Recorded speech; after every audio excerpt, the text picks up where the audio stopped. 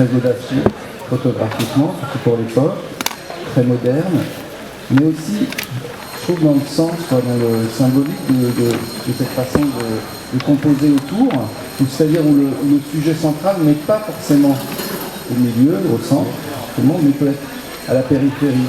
Et ça, je pense que ça finalement, ça dit aussi beaucoup de choses sur sa façon de penser, sa façon de voir le monde. C'est-à-dire qu'il remettait beaucoup en question les pensées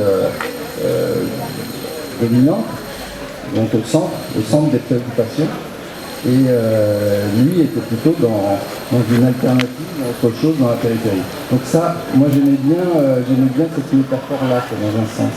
Et aussi, si vous parlez de style, il faut quand même relever que, contrairement à la majorité des photographes, dont je fais partie d'ailleurs, il photographiait beaucoup en vertical.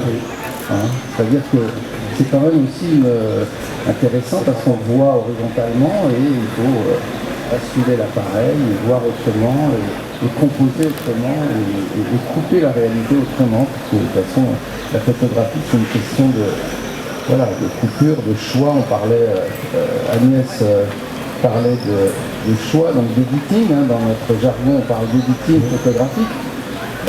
Moi, je trouve que c'est sans doute le moment, la phase la plus importante en photographie. Pour moi, c'est pas la prise de vue. J'exagère un peu, mais pas tant que ça. C'est-à-dire que des photos mal choisies, ça détruit.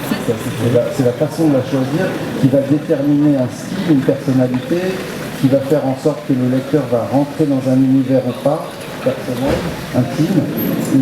Et donc l'editing, c'est essentiel. Donc c'est vrai que c'est aussi évidemment essentiel de respecter l'editing d'un photographe, surtout après sa disparition. Alors après, il y a mille façons d'éditer. Il y a des photographes qui vont, à un moment de leur vie, décider que leur corpus photographique se réduit à 100, 200, 300, 500 photos. Et puis d'autres, non, mais par contre, il y a des fois une hiérarchisation des editing. Hein. Moi, par exemple, en film,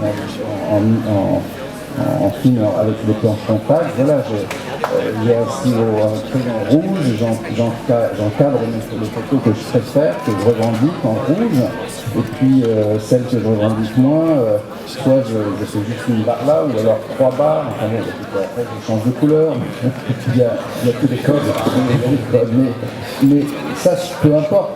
Ce qui est important, c'est effectivement le processus de l'editing, et puis ensuite le respect de cet editing par les utilisateurs des images. En revenant sur la question de la verticalité, les images auxquelles nous faisions allusion tout à l'heure avec les pavés, celles-là, elles sont justement horizontales. Et donc c'est un côté panoramique justement avec cet abaissement du point de vision.